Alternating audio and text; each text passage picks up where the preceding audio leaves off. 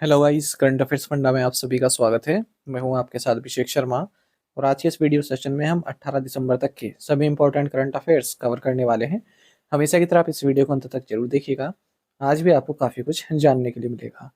Session की शुरुआत करने से पहले आप सभी को बताना चाहूँगा, यदि आप हमारी daily current affairs PDF, weekly PDF, monthly PDF और हर महीने के banking and economic awareness PDF चाहते हैं तो करंट अफेयर्स फंडा का 1 ईयर मेंबरशिप प्लान आप ज्वाइन कर सकते हैं, जिसका लिंक आपको वीडियो की डिस्क्रिप्शन में या फिर फर्स्ट कमेंट में मिल जाएगा।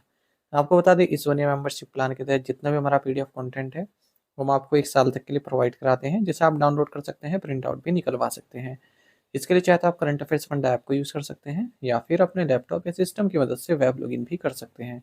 कोई भी आपका एग्जाम हो, बैंकिंग, एसएससी, रेलवे या फिर स्टेट पीसीएस, जहाँ पर भी जनरल अवेयरनेस या करंट अफेयर्स पूछे जाते हैं, सभी एग्जाम्स के लिए हमारा पीडीएफ कंटेंट काफ़ी यूजफुल है। इस पीडीएफ कोर्स में हम आपको RBI circulars, financial awareness, digital awareness, banking awareness, general and economic awareness सब कुछ प्रोवाइड करा रहे हैं। आरबीआई सर्कुलर्स की बात करें तो आईबीपीएस पीओ मेंस एग्जामिनेशन में यहाँ से क्वेश्चंस पूछे गए थे, क्योंकि मेन सिलेबस का हिस्सा था ये टॉपिक आरबीआई सर्कुलर्स। और आगे आने वाले जितनी बैंकिंग मेंस एग्जामिनेशन है वहाँ पर भी आरबीआई सर्कुलर से क्वेश्चन पूछे जाने की काफ़ी संभावनाएं हैं, तो ये आपको पढ़कर जाने हैं।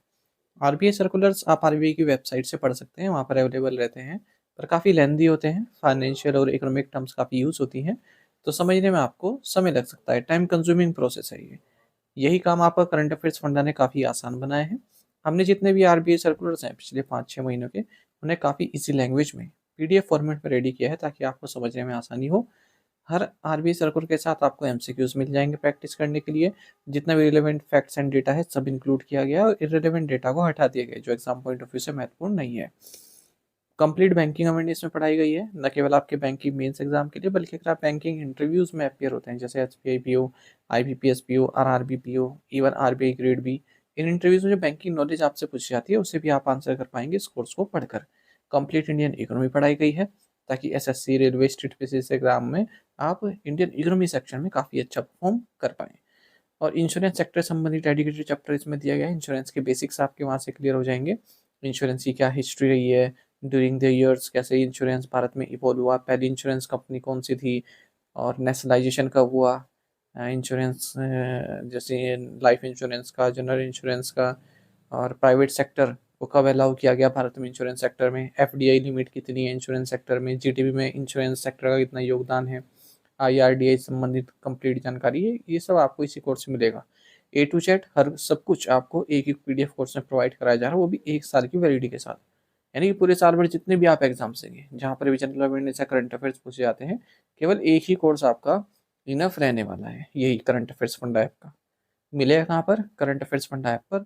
ऐप का लिंक वीडियो के डिस्क्रिप्शन में दिया गया है और फर्स्ट कमेंट में भी पिन कर दिया गया है। तो लिंक पर क्लिक कीजिए, ऐप को इंस्टॉल कीजिए, लॉगिन करने के बाद ये कोर्स आप बाय कर पाएंगे।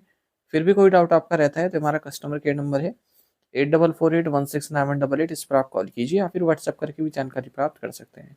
तो बिना किसी देरी के शुरुआत करेंगे इस वीडियो सेशन की। सेशन की शुरुआत हमेशा की तरह क्वेश्चन नंबर से करेंगे, जिसका आंसर आपको अभी कमेंट बॉक्स में करना है। पूछ रहे हैं कि भारत के नए मुख्य सूचना आयुक्त कौन है? Who is India's new chief information commissioner? Option है पी आर रमेश, राजकुमार गोयल, विनोद कुमार तिवारी या फिर आनंदी रामलिंगम। जल्दी से आंसर कर दीजिए, फिर हम आगे बढ़ते हैं। और इस तरह के क्वेश्चन यदि आप प्रैक्टिस करना चाहते हैं तो मैं टेलीग्राम पर जरूर ज्वाइन कीजिएगा। करंट अफेयर्स फंडा नाम से हमारा टेलीग्राम चैनल है।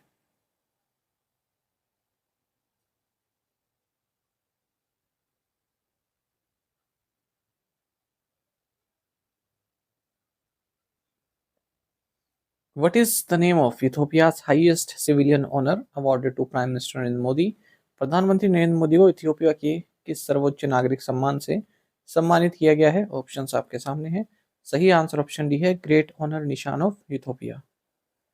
प्राइम मिनिस्टर नरेंद्र मोदी को इथियोपिया का highest civilian honour, great honour Nishan of Ethiopia से सम्मानित किया गया है।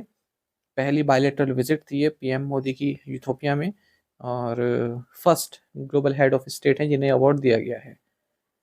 ये अवार्ड इन्हें दिया गया यूथोपिया के प्राइम मिनिस्टर अभी अहमद के द्वारा। Which magazine name the architects of artificial intelligence as its person of the year?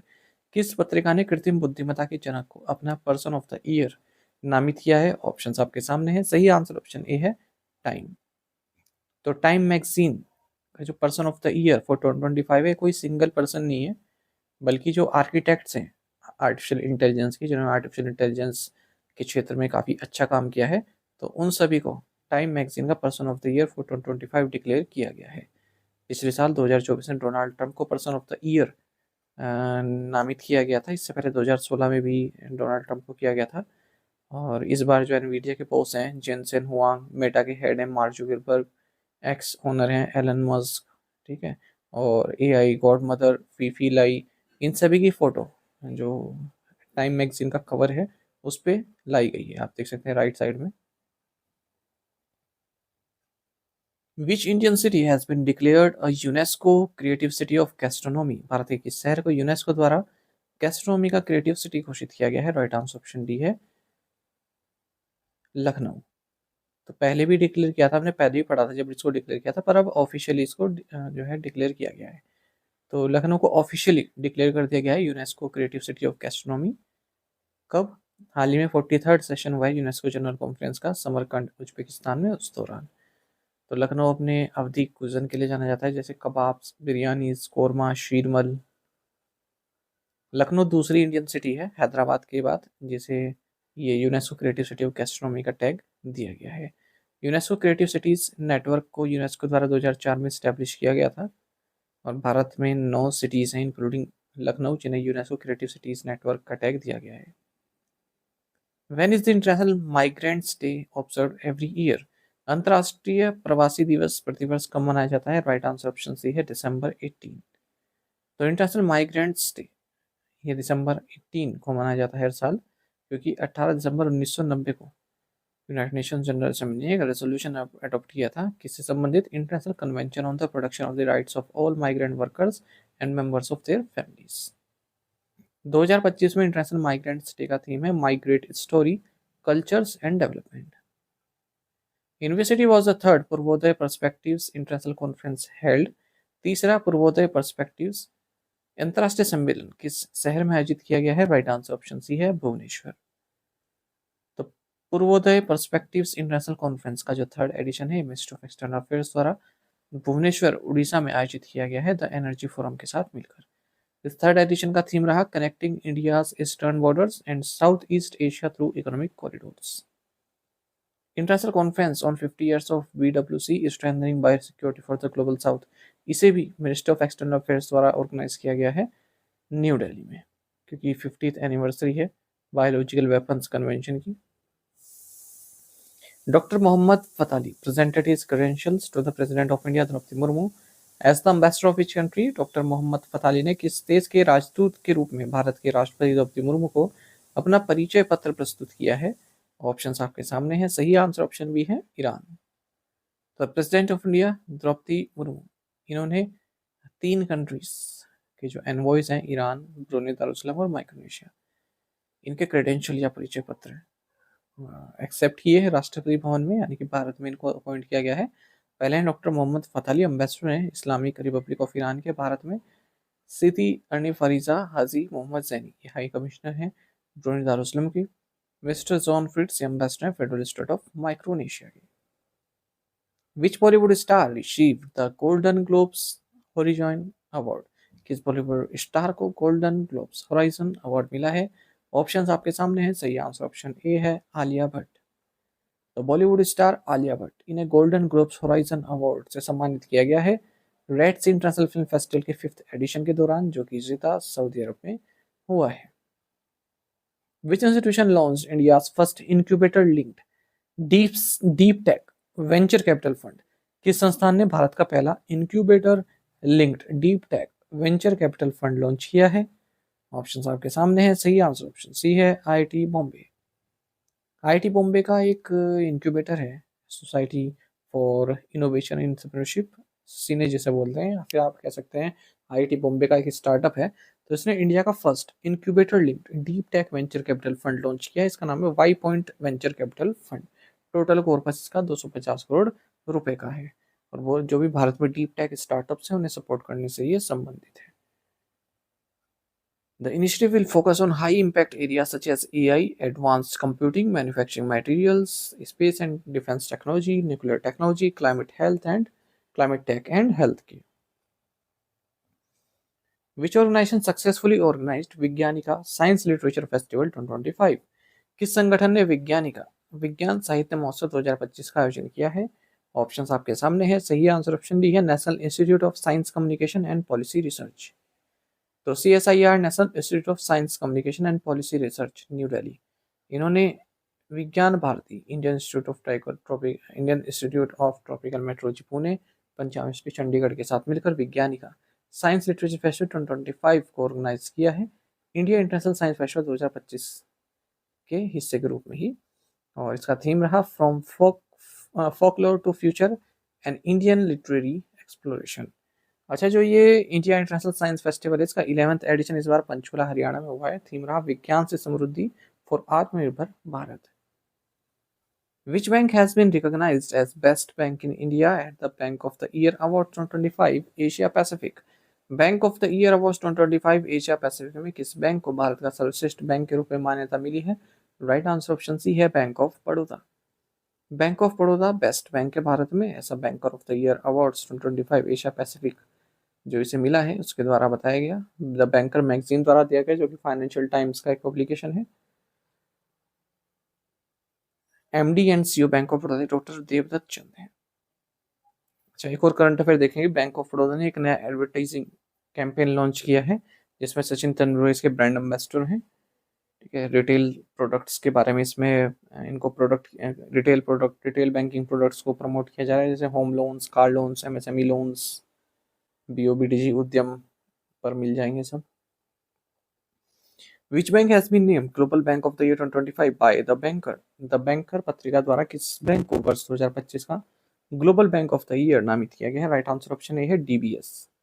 तो DBS को global bank of the year 2025 नामित किया गया है द बैंकर द्वारा, जैसे कि हमने पिछले क्वेश्चन में भी पढ़ा था, सेम वही है। और तीसरी बार है जब DBS को global bank of the year का अवार्ड दिया गया। इससे पहले 2018 और 2021 में भी इसे नामित किया गया है। अच्छा, DBS को Asia banker of the year, Singapore bank of the year, investment bank of the year Asia और investment bank of the year for financial institution groups, इनसे भी सम्मानित किया जा चुका है इससे पहले। सिंगापुर में इसका हेडक्वार्टर्स है DBS बैंक का। CEO इसके तान सू सान है। What is the maximum stake HDFC Bank has been approved to acquire in IndusInd Bank? HDFC bank को IndusInd बैंक में अधिकतम कितनी हिस्सेदारी हासिल करने की मंजूरी मिली है? ऑप्शंस आपके सामने है। सही आंसर ऑप्शन डी है, 9.5%। तो private sector lender HDFC bank को रिजर्व बैंक ऑफ इंडिया की अप्रूवल मिल गई है कि IndusInd बैंक में 9.5% स्टेक ले सकता है, पहले 5% थे। एक और बैंकिंग से संबंधित करंट अफेयर देख लेते हैं। एक्सिस बैंक ने एक कॉर्पोरेट सैलरी प्रोग्राम लॉन्च किया है एम्प्लॉयज़ के लिए, जो कि स्टार्टअप्स के एम्प्लॉयज़ हैं उनके लिए, अपने न्यू इकोनॉमिक ग्रुप के तहत। तो न्यू इकोनॉमिक ग्रुप ये किसका प्रोग्राम है? एक्सिस बैंक का, ये याद रखिएगा। उसमें जीरो बैलेंस सेविंग अकाउंट खोल सकते हैं, इंश्योरेंस कवर प्रोवाइड किया जा रहा है, क्रेडिट कार्ड प्रिविलेज दी जा रही है, पर्सनलाइज लोन ऑप्शंस प्रोवाइड किए जा रहे हैं। Which company has partnered with Kerala Gramin bank to streamline customer communication workflows? ग्राहक संचार कार्य प्रवाह को सुव्यवस्थित करने के लिए किस कंपनी ने केरल ग्रामीण बैंक के साथ साझेदारी की है? राइट आंसर ऑप्शन भी है, फिनो। तो फिनो जो कि इंटेलिजेंट कम्युनिकेशन हब है, इसने अनाउंस किया है कि हमने केरल ग्रामीण बैंक के साथ पार्टनरशिप की है ताकि एक यूनिफाइड प्लेटफॉर्म डिप्लॉय किया जा सके, जो भी कस्टमर कम्युनिकेशन वर्कफ्लो है वो आसानी से गवर्न उसको किया जा सके। The platform will help Kerala Grameen Bank ensure timely and accurate delivery of customer messages at scale and manage all communication with better visibility, control and compliance। जैसे आप बैंकों के आपके पास मैसेज आते हैं ना, कि प्रमोशनल मैसेज हो या फिर आपके अकाउंट संबंधित हो, EKYC संबंधित हो, तो इसी तरह के मैसेजेस ये फिनो एक इसको टेक्नोलॉजी देगा केरल ग्रामीण बैंक को, ये अपने ग्राहकों को फिर मैसेज कर सकता है। Which bank received approval from the Department of Financial Services for increase in the foreign investment limit from 49% to 74%? किस बैंक को वित्तीय सेवा विभाग से विदेशी निवेश सीमा को 49% से बढ़ाकर 74% करने की मंजूरी मिली है? राइट आंसर ऑप्शन ए है, AU small finance bank.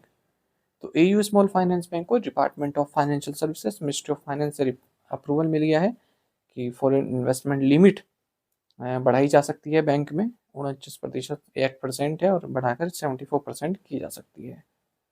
September and 2025 तक बात करें तो फॉरेन पोर्टफोलियो इन्वेस्टर्स के 34.49% स्टेक है इस बैंक में। ई स्मॉल फाइनेंस बैंक ने रणबीर कपूर और रश्मिका मंदाना को अपना ब्रांड एम्बेसडर्स भी नियुक्त किया है। Which bank partnered with SalarySe to launch the level up credit card?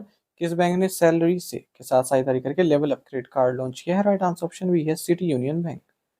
तो सिटी यूनियन बैंक ने एक फाइनेंशियल वैल्यूइंग प्लेटफॉर्म है सैलरी से, इसके साथ मिलकर लेवल अप क्रेडिट कार्ड लॉन्च किया है, जो कि सैलरीड इंडिविजुअल्स हैं उनके लिए। अच्छा, एक और न्यूज़ देखेंगे। वृत्ति, जो कि कैटलिस्ट प्लेटफॉर्म का एक पार्ट है, इसने एफपीओ शक्ति लॉन्च किया है। ठीक है, एचएसबीसी इंडिया के साथ मिलकर और friends of women's world banking India द्वारा इसको मैनेज किया जा रहा है। Which former Indian cricketer has been honored with a stadium stand named after him at the Maharaja Yadavindra Singh international cricket stadium in Mullanpur new Chandigarh? किस पूर्व भारतीय क्रिकेटर को मुल्लानपुर न्यू चंडीगढ़ स्थित महाराजा यदविंद्र सिंह अंतर्राष्ट्रीय क्रिकेट स्टेडियम में उनके नाम पर एक स्टैंड का नामकरण करके सम्मानित किया गया? राइट आंसर ऑप्शन भी है युवराज सिंह। तो युवराज सिंह और हरमनप्रीत कौर, इन दोनों के ही नाम पर स्टेडियम में स्टैंड्स रखे गए हैं, मतलब इन दोनों के नाम पर स्टैंड्स के नाम रखे गए हैं स्टेडियम में। महाराजा युद्धविंद्र सिंह इंटरनेशनल क्रिकेट स्टेडियम, जो कि मुल्लानपुर न्यू चंडीगढ़ में है, नया स्टेडियम है। युवराज सिंह आप जानते ही हैं कि इंटरनेशनल क्रिकेट से 2019 में रिटायर हो चुके थे। 2000 में उन्होंने डेब्यू किया था। 40 टेस्ट, 304 ओडीआई, 58 टी20 भारत के लिए खेले हैं। भारत ने जो टी20 वर्ल्ड कप जीता था सबसे पहली बार 2007 में, उसका हिस्सा थे। हरमनप्रीत कैप्टन है इंडिया की। हाल ही में वीमेंस वर्ल्ड कप इनकी अगुवाई में भारत द्वारा जीता गया है नवंबर में। Who has become the first woman officer to pass out from the Indian Military Academy, Dehradun? Dehradun स्थित भारतीय सैन्य अकादमी से उत्तीर्ण होने वाली पहली महिला अधिकारी कौन बनी है? राइट आंसर ऑप्शन ए है साई यादव। साई यादव 23 साल की, इन्होंने इतिहास रच दिया। ये फर्स्ट वुमेन ऑफिसर बनी है जो कि इंडियन मिलिट्री एकेडमी देहरादून से पास आउट हुई है। 93 साल का वेट करना पड़ा जब कोई महिला यहाँ से पास आउट हुई हो। एकेडमी की स्थापना 1932 में हुई थी और 17,000 ऑफिसर अब तक पास आउट हो चुके हैं, पर कोई भी उनमें महिला नहीं थी। तो पहली बार साई यादव इसमें आई है। साई को लेफ्टिनेंट के तौर पर कमीशन किया गया है टेरिटोरियल आर्मी में। फर्स्ट वुमेन ऑफिसर बनी है आईएम में से जिन्होंने टेरिटोरियल आर्मी को ज्वाइन किया है। टू द पॉइंट क्वेश्चंस, उनके आंसर्स देख लेते हैं। Which country set its border crossing with Thailand following the latest violence? Cambodia. लोवाकला, the world's first museum dedicated to MF Hussain, opened in which city? Doha, Qatar. Google's project Suncatcher aims to start putting solar power data centers into space by 2027. Pax Silica is a strategic initiative to build a secure, prosperous, and innovation driven silicon supply chain led by which country? The United States. A new bronze statue of Shah Rukh Khan and Kajol unveiled in London's Leicester Square, celebrating 30th anniversary of the iconic film Dilwale Dulhania ले जाएंगे। To the point question देखें, इनके answer आपको भी comment box में करना है। The inaugural India Greece maritime security dialogue was held in this city? Which fintech firm is acquiring Rio dot money for around 22 crore rupees? Who became the first Indian bowler to take 100 wickets across all three Indian national formats? Who became the first Indian batter to score a double hundred in ODIs during the Under-19 Asia Cup 25 match against Malaysia in Dubai? Which insurer unveiled its brand identity, introducing a refreshed logo and the brand promise हर वादा मुमकिन, promises made possible alongside brand ambassador Sachin Tendulkar? इन पांचों questions के answer आपको comment box में देने हैं। यदि एक क्वेश्चन का आंसर भी आपको आता है वो भी आप हमें अवश्य बताइएगा कमेंट बॉक्स में। ज़्यादा से ज़्यादा संख्या में पार्टिसिपेट करने की कोशिश कीजिए। केवल 1-2 एस्पिरेंट्स ही हैं जो डेली आंसर कर रहे हैं, ठीक है? तो क्या केवल वही देखते हैं और वही आंसर करते हैं? आप इतने लोग देखते हैं, कम से कम 10-15 कमेंट ही कर दीजिए, ठीक है? 10-15 लोग तो करें डेली आंसर, तभी तो मजा आएगा। इतने अच्छे अच्छे क्वेश्चन मैं आपके लिए लाता हूँ। बाकी टेलीग्राम पर ज्वाइन कर लीजिए, करंट अफेयर्स फंडा आराम से हमारा टेलीग्राम चैनल है। Thank you guys.